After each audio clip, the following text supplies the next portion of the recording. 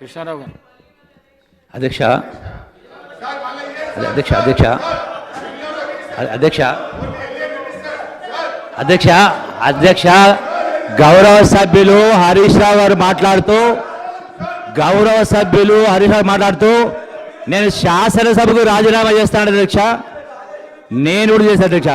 నా ప్రశ్నకు సమాధానం చెప్తే అది వాస్తవైతే నేను కూడా చేస్తాను అధ్యక్ష. సమాధానం దాట వేస్తా ఉన్నారు అధ్యక్ష. అధ్యక్ష ప్లీజ్ 2 minutes అధ్యక్ష. ఇప్పుడు అశ్వత్థామ అతహ అని గట్టిగా మాట్లాడి కుంజరహ అంటే అర్థమే మారిపోతుంది. కృష్ణా జలాలకు సంబంధించి మరి ఛాలెంజ్ దేనిపైన? కృష్ణా జలాలకు సంబంధించి మేము అన్నీ సక్రమంగా చేసినాము, మేము తెలంగాణ రైతాన్ని నష్టకారకం చేయలేని మాట మాట్లాడారు. సూటిగా సమాజం పడుతున్నారు. రెండే ప్రశ్నలు అధ్యక్ష, రెండే ప్రశ్నలు. ఒకటి మొన్న హరీష్ రావు గారు మాట్లాడుతూ కూడా స్మితా సబర్వాల్ గారు ఇచ్చినటువంటి in principle we have agreed to hand over the Krishna and Godavari KR2కి సంబంధించి హ్యాండ్ ఓవర్ చేస్తామని చెప్పిన అడ్డ జరిగింది అంటూ ఇంకో మాట మా గౌరవ మంత్రి గారు మాట్లాడిన సందర్భంలో హరీష్ రావు మధ్యలో అడ్డంకి చెప్తూ మీరు సగమే చదివి మిగతా సగం చదవలేన్నారు. మిగతా సగం ఏంటి అధ్యక్ష? ప్రాసెస్ యాజ్ పర్ ప్రోటోకాల్ అన్నారు. అంటే in principle we have agreed at the process in protocol. అప్పటిదాకా మీరు CRPFను పంపిణీ లేకుండా కింద అడగడం జరిగింది అధ్యక్ష. అన్నప్పుడు ప్రాసెస్ ఇన్ ప్రోటోకాల్ అంటే ఏంది అధ్యక్ష?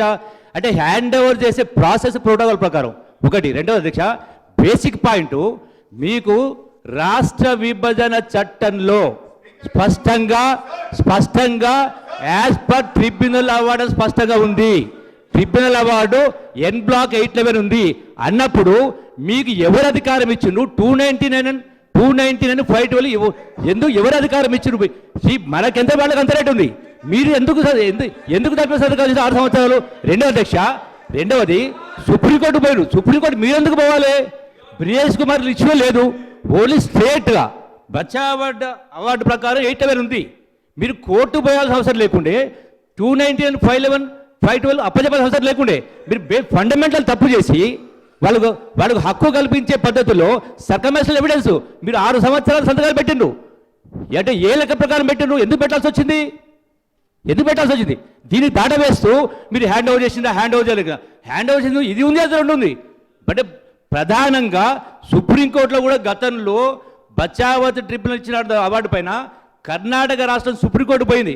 సుప్రీంకోర్టు కూడా N Block అలాట్మెంటే not even as per project wise కూడా యూటిలిటీ కన్సిడర్ చేయవద్దని స్పష్టంగా ఉంది అధ్యక్ష.